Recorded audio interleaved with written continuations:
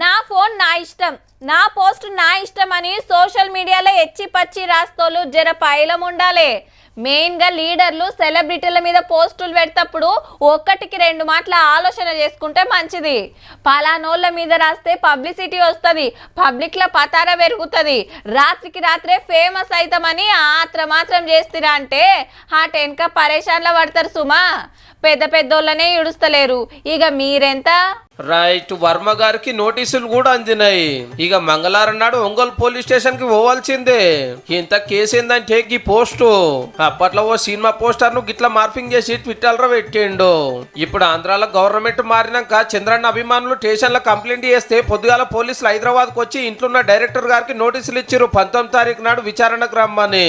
RGV గారు జగనన్నకు పెద్ద ఫ్యాన్. మరి వైసీపీ పవర్ దేశానికి సినిమాల మీద సినిమాలు తీసుడు ఒక ఎత్తు, చంద్రన్న ఫ్యామిలీని టార్గెట్ చేసుడు ఇంకో ఎత్తు.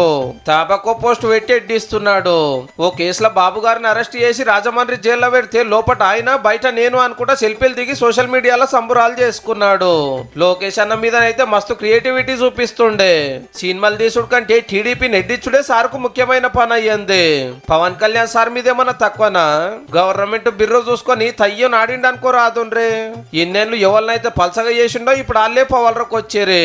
ఇక ఏమున్నది, ఫ్యాన్స్ కంప్లైంట్ ఇచ్చుడే, ఆల్చం కేసు కట్టుడు, నోటీసులు ఇచ్చుడు.